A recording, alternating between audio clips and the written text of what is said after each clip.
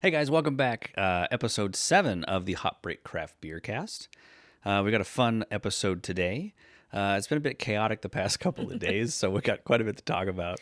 But some exciting stuff, which is very cool. Today we want to talk about the different kinds of brewers, and there's a full spectrum of brewers that are out there, but really we want to focus on the extreme ends of the spectrum. You got your technical brewer versus your social brewer. One of those can irritate me sometimes, and we'll kind of get into that. You ready to get into it? I am ready. Let's get into it. Completely unscripted, delightfully unfiltered, and 100% fun. Sit back, relax, and get ready to have a great time as they bring you the latest in beer news, Benham Brewing updates, and general shenanigans. And now, your hosts, the famed Brew Crew. All right, Kristy. We'll go ahead and, I guess, introduce ourselves because I always forget that. I'm Brian from Benham Brewing. As always, with me, my partner in crime, Kristy. Hello. It's kind of been a fun week. A lot of things going on. How's your week been? Actually, I'm sorry. I got to pause that.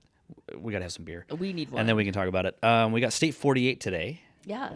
And this is their Sound of Freedom Mosaic Hopped IPA.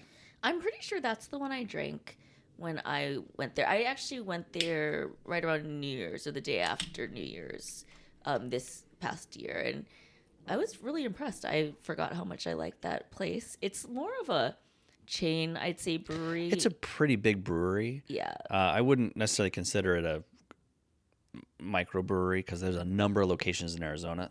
There you go. Did you pour that for me because of the last time I poured on my... I wanted to protect the microphones. I can appreciate the ASMR effect, but this gear's not waterproof. So. No, I think that they are Arizona based, but they have... No, keep talking. Oh, I don't want to run the ASMR.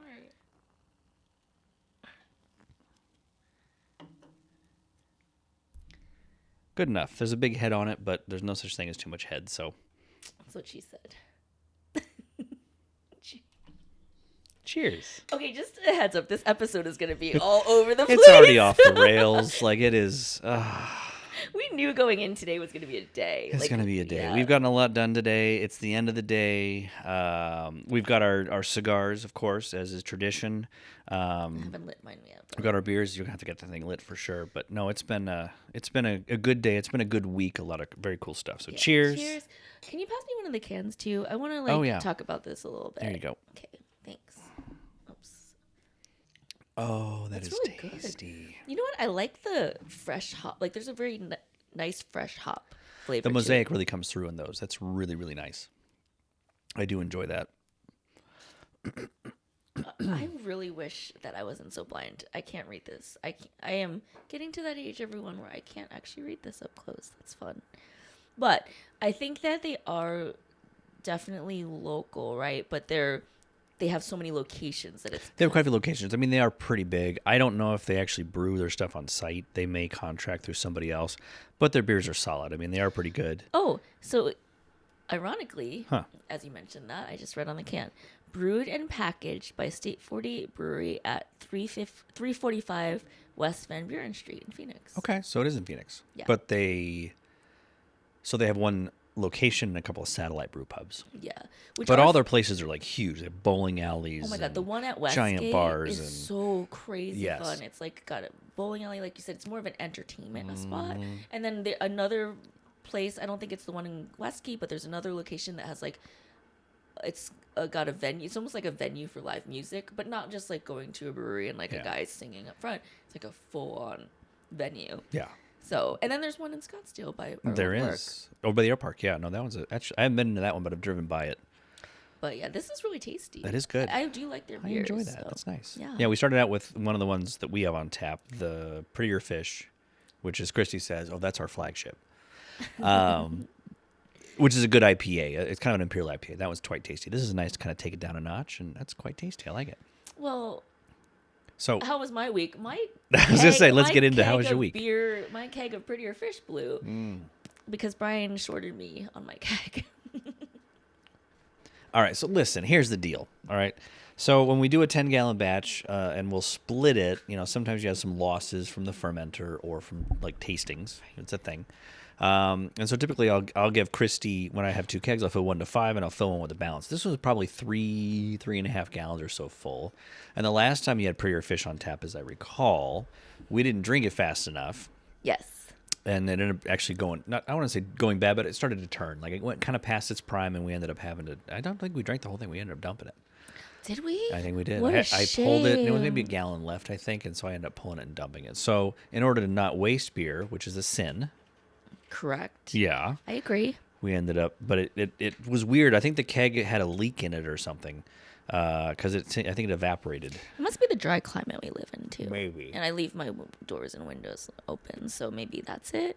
Because I'm certainly not drinking. So a lot of people crawl in and help themselves because your doors and windows are open. It's like a thoroughfare. Okay. Open bar. It has been a little stressful lately with work. It's been super busy. I don't know if anyone. This was segueing into how my week has been going. Mm-hmm. Arizona in January and February is probably the craziest place to be.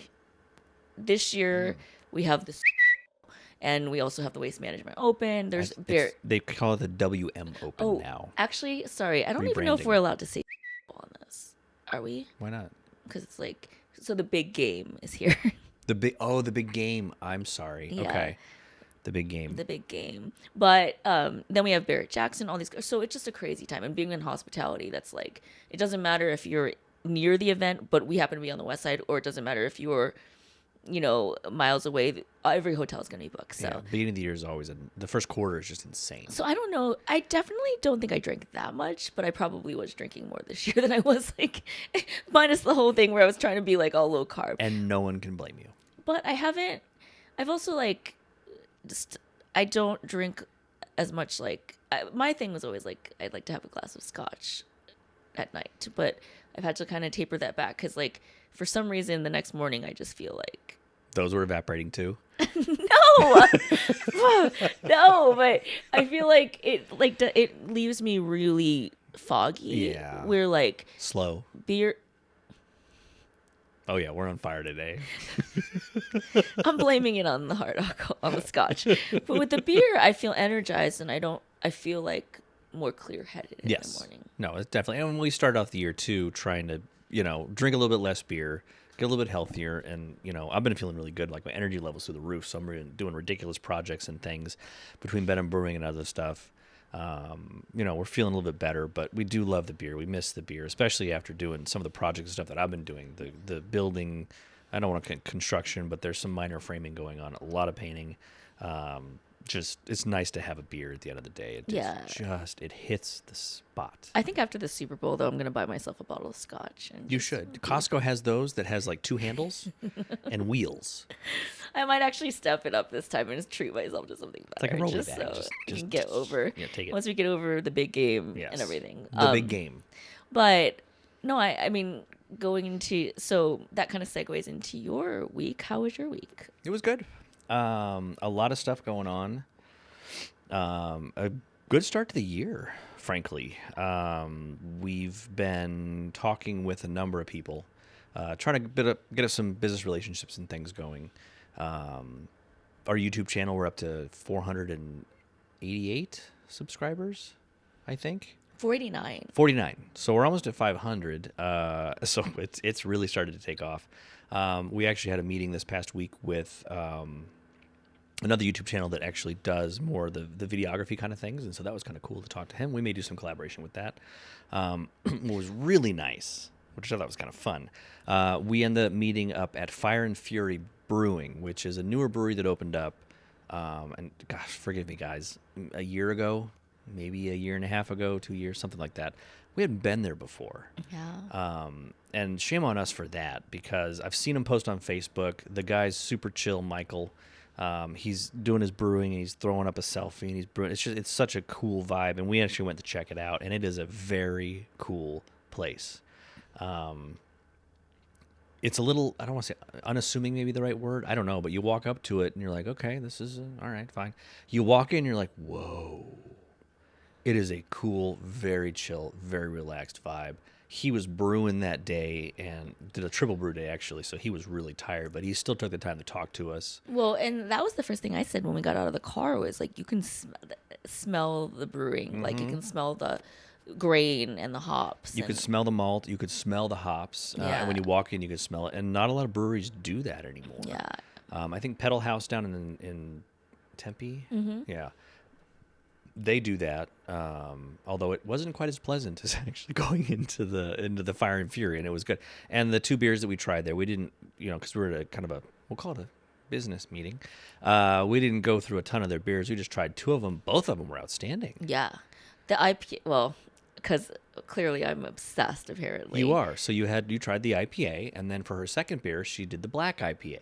Which was kind of more like a stout in my mind. It was really good, though. It was, yeah. They had a California Commons, so like an Anchor Steam. That was solid, really too. solid, that was really good. So props to them. But it was also cool because it was one of those breweries where it had a vibe to it. It wasn't your typical, which we have talked about in other podcasts. It wasn't just your typical, like, kind of industrial setting, which is fine, too. But this one had personality.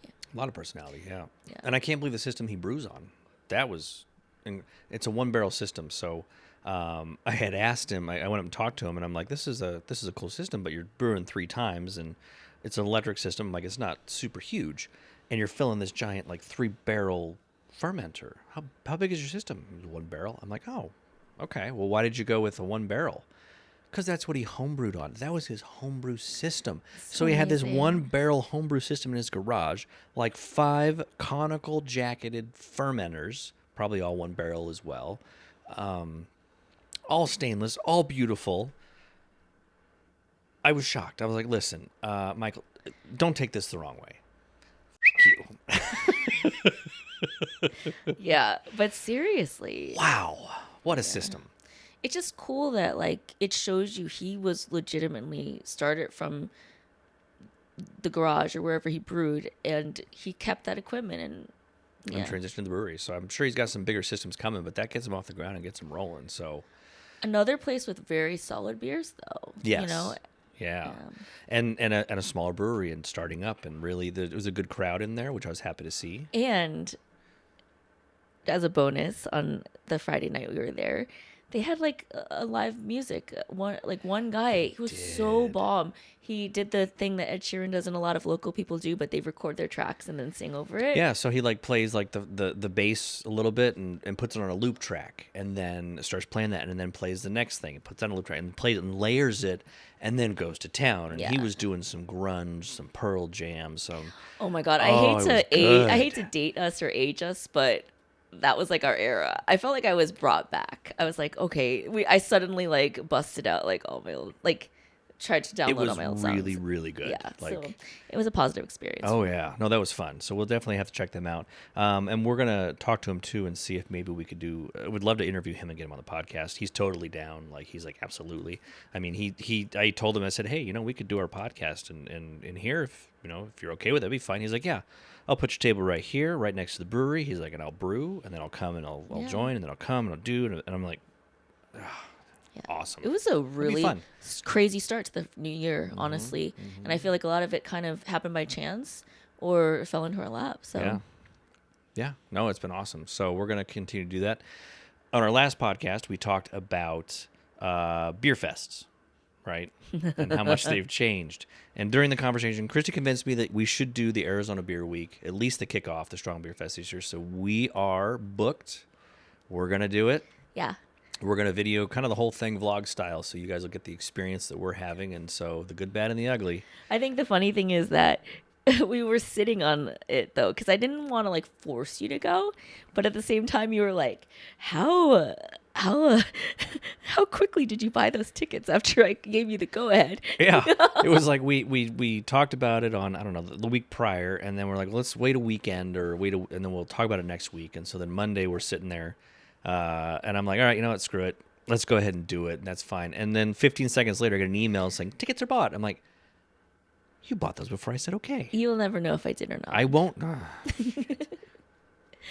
But I am excited to do it, especially because prior to that, it was pre-COVID. This is now post-COVID. They finally posted the beer lineup. It's a huge beer lineup, so I'm excited to go. It's a new venue, and I just feel like if we're in the beer industry, homebrewing, whatever, we need to be out there and supporting the kickoff to Arizona Beer Week because it is important. Sorry. It was a leaf on my cigar. That one got away from you. Yeah, anyway. All right, let's get into our topic of the day. So, the technical brewer versus the social brewer. And this is something that I blogged about before. I've talked about. And before we continue on, again, we're getting used to the background noise. So, we're not in a studio environment today. You're going to hear some cars. You're going to hear some digging. You're going to hear some construction. So, this is really how we're rolling right now. And it helps get me over the anxiety of having background noise because I prefer the total studio control of the sound. I got to let that go because we're doing this real. We're doing it raw. Brian is like your audio and lighting is. That sounded really bad. We're doing it real. We're doing it live. Let's do our that. viewers that don't have and listeners that don't have that type of mindset, I'm sure no one ever thought. Okay, anything good. of it. No more doing it wrong. All right. But I do think that your thing is audio and lighting, so I think it'll be fine. Yes. Well lit and well heard. Lit most of the time. All right. So the technical brewer versus the social brewer. So, you look at the spectrum of brewers, and I consider myself to be one of the technical brewers where I really want to understand the nitty gritty, how things operate, how things go. And I'm constantly trying to improve. And it's a serious thing. I still have fun when I brew, but I'm really trying to dial in and fix every aspect of the brewing, right? Then you have the social brewers who are out there, and they really don't they don't approach the brew day as a plan of I'm going to brew beer. On the extreme end, their approach is more of I'm having a bunch of people over, we're going to drink beer, and oh yeah, we'll be brewing beer as well. So it's kind of a different aspect, and not that one is right and one is wrong. Boy, a lot of traffic today. I knew you were going to notice that. I know. You just got to... I can't help it. I will move on. I will let it go. I'll be like Elsa. Be like Elsa. And let it go. So, I'm trying to... Sorry, the motorcycle really threw me off. The techno versus social brewers. And so, you kind of need the social brewers because they're fun and they help to introduce people into the hobby. But at the same time, they can also ruin the hobby for people because I feel like they're teaching bad habits or the stuff that they're brewing, which I think is the greatest in the world, is infected or otherwise. And we've had some pretty bad stuff at homebrewer meetings that was clearly suspect of infection. Yeah. And no one necessarily seemed to pick up on it because there's a lot of social brewers there, which is fine. If they're enjoying the hobby, more power to them. It really irks me with some of that stuff. Yeah. So, okay, as always, there's always a counterpoint, right? So we know your stance on it, right? You walk us through a brew day. What type of brewer are you? You haven't seen one of our brew days yet, but we're working on that. We're working on that, yeah. But explain your process. Okay, so get everything kind of prepped, Mm-hmm. weigh everything out to the ounce, crush the grain. I'm preheating the water. I get all the mineral additions for the water weighed out. I'm on the computer calculating out our strike temperature and everything's planned out. The recipe's already been generated the week prior to make sure I can get the ingredients that I need. I don't know. It just seems like a typical brew day for me. And as we're going through and brewing, so we're adding the ingredients, and if we're adding something at a different time, like the hops, I'll make note of it for the next recipe. We're measuring the runoff of the mash as we're proceeding every couple of 10, 15 minutes. Not necessarily on a schedule, but we are measuring and we're tracking that and writing and seeing how we're doing. And then we're measuring the efficiency at the end. How did we do? Do we need to adjust the crush? Why wasn't it as efficient? Why was it overly efficient? Same with the boil. All of that. I really track everything I can so that when we do strike on a recipe that is good, we can repeat it. Mm-hmm. And that, because there's so many variables with it, that's important to me to do that because we're there to brew. We're still having fun. There's people that come over. We have people that our neighbors come by, and when we have the tent up, they're brewing. They'll come by. We'll have a couple pints. We'll talk to people. But really, I'm really focused on the numbers and things with the brewing, and I enjoy that. Right. I understand that. I think that there's something to be said about that. I'm the same as you are. It's this, I think we can kind of equate it to cooking. You know what I mean? Like, so for me, I think that I understand your side of it too, because I am that cook that like measures everything out, which I mean, I do take liberties with recipes, and I'm starting to a lot more, but I am typically one of those people that measures things out. If I taste it after and it doesn't taste exactly what I want, then I will go and add in stuff. But for the most part, I am like, let's start out with measuring, and let's start out with, you know, but I do feel like for me, I am a technical cook, so I do believe in measuring things out, like you do with brewing.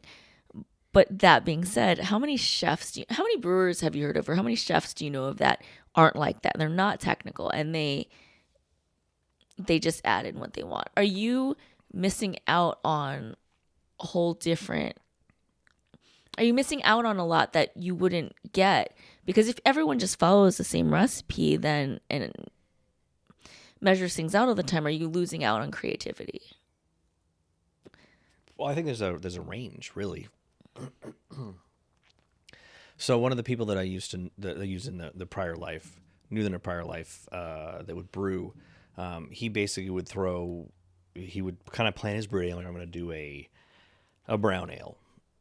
So he kind of does his brew sheet, goes to the brew store, gets his stuff, and then in the middle of brewing, inspiration, we'll call it, would strike, and then he'd go to his kitchen and grab half a pound of brown sugar, plus some honey, plus some raisins, plus some, and just start throwing stuff into the boil kettle with all this stuff. And so his beer will kind of morph from the brown ale to some sort of a spiced Frankenstein of a beer, which were never very good, actually. I think I know who you're talking about. Yeah, and I think one of the ones that I had from him that he actually gave to me, they came in Dos Equis bottles. Ooh. The green Dos Equis bottles still had the labels on them. And it was so badly infected, it was like a Band-Aid. I mean, I had to dump it. Like, I opened it, it gushed. I tasted it, medicinal, and I had to drain pour it. But outside of the obvious infection or sanitation issues, his beer was too dry because he put so much sugar and simple sugars in it that it would ferment out because he was trying to boost the alcohol. It didn't have the balance of the body, and he didn't really understand why these came out so dry. So you're because he didn't understand the nuance of it. I mean, I'm okay with someone being creative and being like, you know what, like a good chef can throw whatever they want, and it comes out absolutely fantastic. The ones that really aren't, doing their beer any justice because they're just throwing whatever they can in there, and then brewing this thing that kind of gives homebrew a bad name because they're handing it out to their neighbors, like, oh, it's homebrew? Oh God, I'm never gonna drink homebrew again. Like, that's it. It kind of destroys it for the common folk and doesn't really help promote the hobby, because then homebrewers are looked upon as, I don't know, moonshiners or something, which already has a bad rap. Right. But I think that, like, I can see both sides of it. Like I said, I like the fact that when we brew beer, we know it's going to come out because we measure everything out, and for the most part it does. But at the same time, but not always. I mean, we still have issues and things with it, but we're able to at least figure out why, and we fix it the next time. But that's not to say that I feel like you need to follow like certain rules in general, like sanitation and all that. But at the same time, people can be creative with their recipes. But I think there's nothing wrong with creativity. Okay, here's a good analogy. Okay. It came to me like inspiration from a higher power. Let's say you're an architect, but you're a very creative architect. And so you design these buildings that look really, really cool, but structurally they fall apart. Well, there's your creative, your social brewer. They're more concerned with the looks and the aesthetic and the people having a good time versus the building that they're actually building. Now, you can have a very talented architect Frank Lloyd Wright, right? Beautiful, amazing buildings, structurally, engineering-wise, spot on. So you can have both, but it's the ones that really have, and I don't want to say no business brewing beer because everyone should brew beer. I don't want to be a snob, but like at least learn to better the hobby. If you're a baker and you're a shit baker and you're passing out your muffins to the neighborhood because you're throwing all kinds of interesting things in there, just because you're creative doesn't mean you're making good cookies. But do you really think that when, let's say, okay, for instance, we're very technical. We're both very, I feel like, technical people. You more than me, for sure. But you know me when I cook, too. Like, I do everything. Yeah. So on brew days, when I come over and we're weighing out, which I do, because I'm also the same way, weigh everything out to the ounce. Or when you're dealing with hops, weigh it out to the 0.23 ounces. Versus, let's say it's like, we still weigh our hops even if the package says 1 ounce. Yes, and that's because we've been burned by a homebrew store before, where they shorted our ounces of hops. But do you think that it really makes a difference, let's say, because we've encountered this before, where the brewer is just like, we're not going to weigh it. It says 1 ounce. We're going to just throw it in. Or we're going to, you know what, 1.5. It's good enough. Yeah. Do you think that's going to make such a big difference on the beer if it's not exact? No, for that, I think that's okay because they're brewing beer. As long as they're following, like you said, the good practice of sanitation and taking care of the product, taking care of their yeast, that's okay. They won't be able to brew the beer again because they're not tracking it, but who cares? A lot of them are just kind of a one and done. They want to brew they want to have the beer, they brew it, this came out great, okay, what's the next thing we're going to brew? They're not looking for consistency. Yeah. That's okay. Okay. I feel, because they're still making good beer, they're still following good practice, they still have good knowledge and understanding of the impact. They won't be able to recreate it because they're not, taking notes or anal retention or whatever with the stuff, but the beer they make is good. And we've been to home brew club meetings where we've sampled beer from people. They're like, wow, this is really, really good. And it was just a spur of the moment. They did it. It came out really great.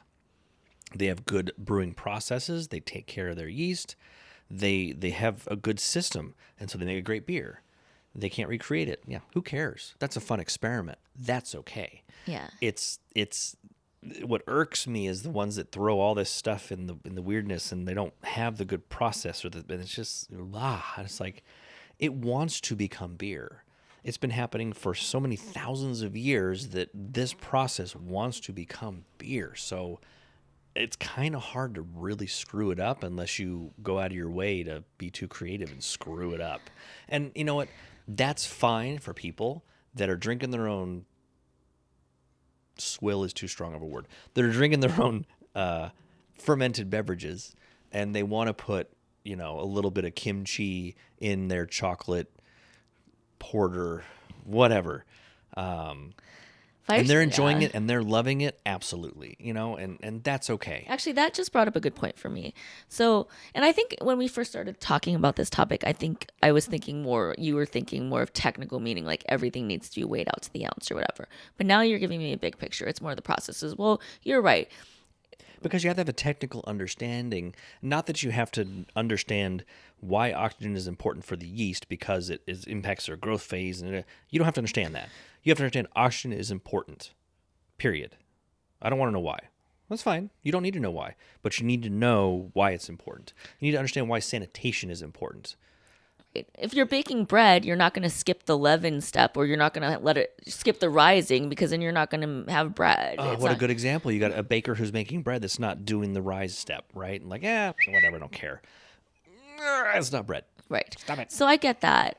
But I think it brings up a good point because one of our favorite breweries, one of mine for sure, is Firestone Walker, but their division is Barrel Works that does a lot of like sours and stuff, and they're amazing. But one of the brewers for that, and I follow him on Insta, is like handles like Sour Jim, but he's like their brewer and he comes up with a lot of the sours and stuff. But he also has kimchi, which is like his version of kimchi, and he's brewed with that. But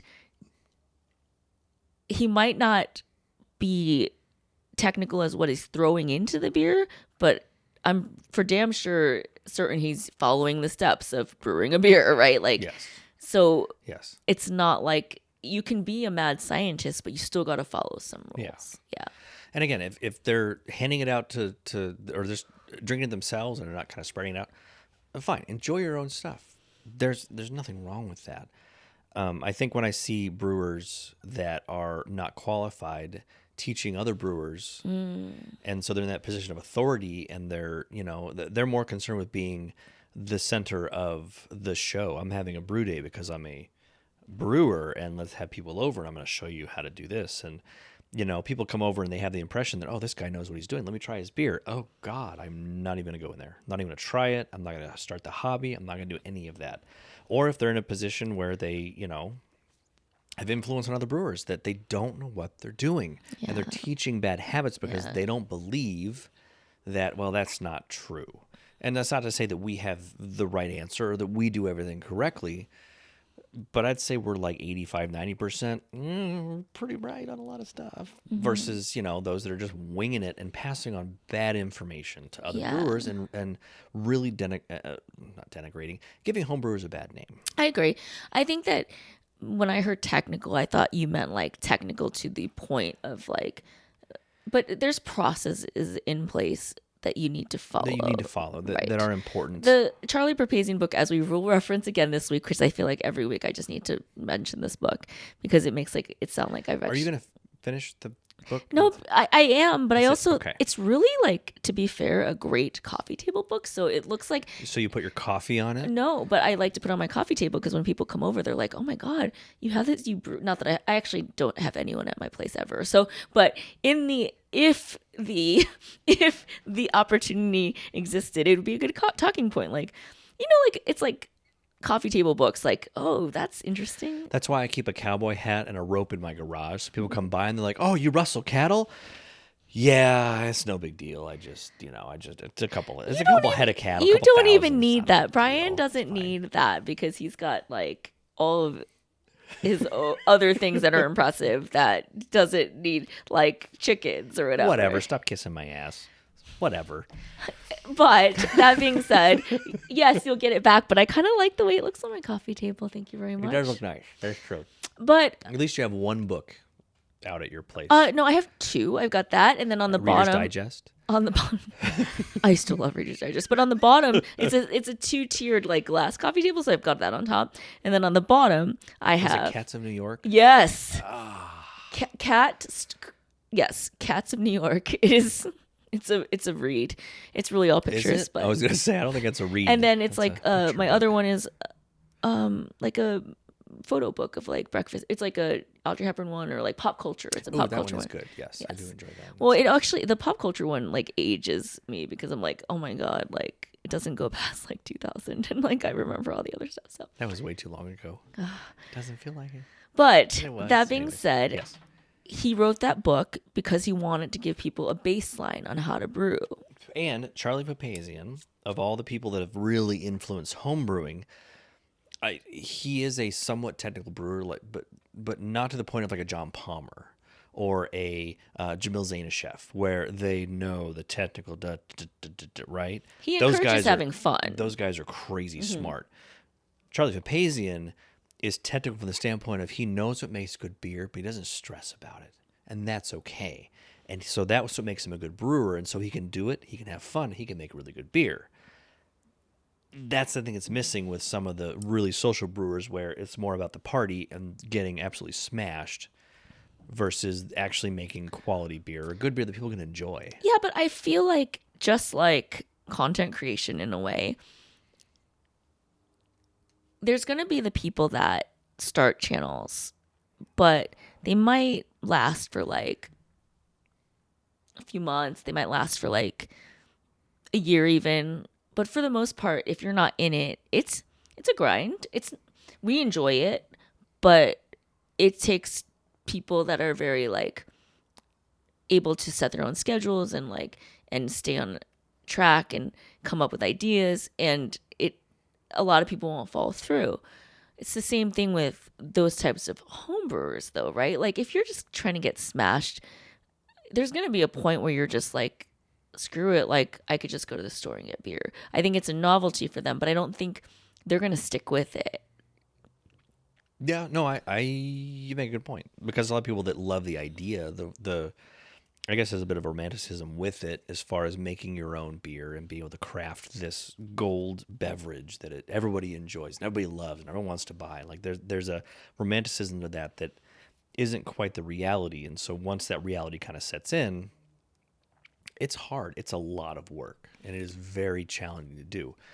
But if you're disciplined enough and you understand the basics, you can continue to do it and get kind of there's a sense of accomplishment with it, especially when you nail that beer that is just like, that was rewarding. It's kind of like my beef Wellington every year. Like if I nail that, then I'm like, but I feel like, but the difference is there are so many YouTube channels, there's so many people that cook, or after the new year, everyone's like, I'm going to cook and be healthy and not eat out. Like, but then there are people like me who like, I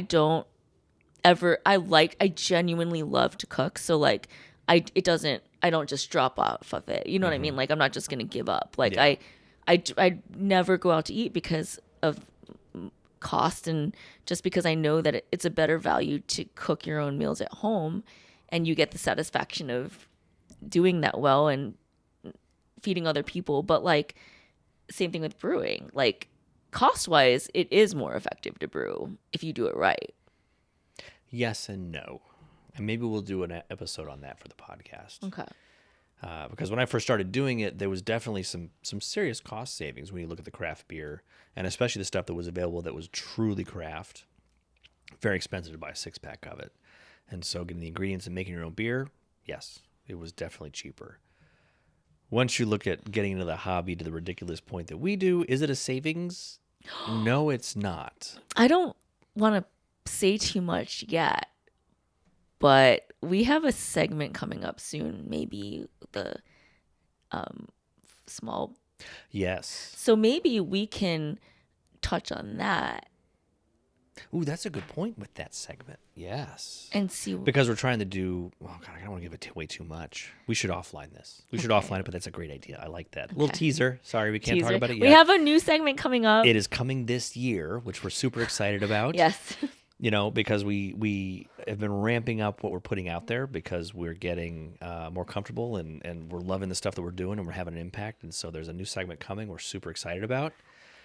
It will give Kristy the opportunity to be on stage. Front and center. I am not going to do the impression because I don't want to get banned. But that is a good point. I love it. All right. Yeah.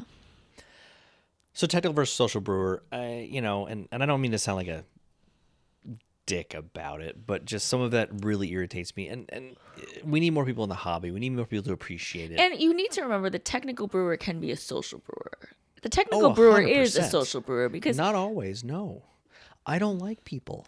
But usually when I'm brewing, I'm like, I don't want a ton of people over while I'm brewing because I want to focus on what I'm doing. Now, once we get to the end and we're like cooling stuff down, or we're at least doing hop additions, I'm like, okay, we're cool. Now I don't have to be like nose to the grindstone. But you do like the idea of being able to share your brew. Oh, absolutely, and have people come over and try it. So that to me equates to a social brewer. It's not like you're just brewing for yourself. You know what I mean? But if nobody came over, I would still brew. Fair versus enough. The people that if nobody came over, they'd stop brewing. Okay, because it's more about being on stage. There it versus, is.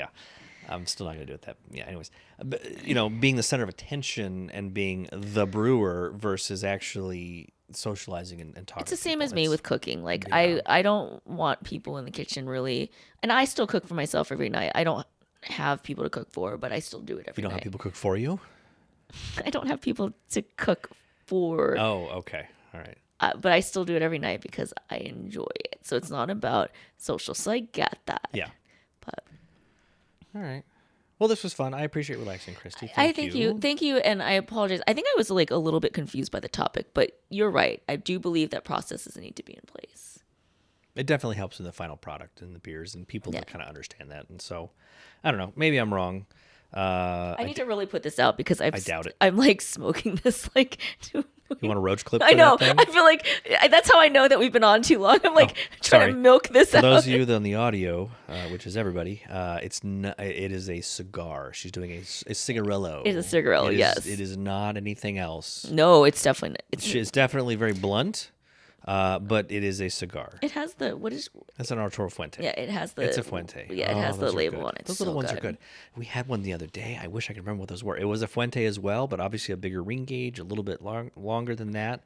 Oh, delicious. So good. Except you didn't warn me that Well, Kristy discovered that with some cigars, it really helps you relax for a little bit, and then it hits your brain, and then you can't sleep. I woke up and I'm like, what is going on? I have all these ideas and thoughts and things, and I can't sleep, and I want to sleep, but I can't sleep. I don't know. I should scrub something. I don't know. So it was fun. But it was good. So more to come. We've got some exciting stuff coming in the works. We can't talk about all of it yet, Yeah. but we're excited to have the local community starting to reach out to us and talk to us. We're going to do some live stuff, hopefully, at some of these local brewers. Be great to get out in the community like we're wanting to do. And I'm excited for what's coming up next. So thank you guys so much for tuning in. Yeah. We always have fun when we do this. Kristy, thank you again for being here. Oh my gosh. It's always fun. Oh, this was a fun day. Don't forget to subscribe to our podcast. Check out our YouTube channel. Wow. Check out our YouTube channel, benhambrewing.com/Benham Brewing, or just search for Benham Brewing because that's easier, even though I always quote the website address. I don't know why I do that. In any event, guys, thank you so much. Catch you later, my friends.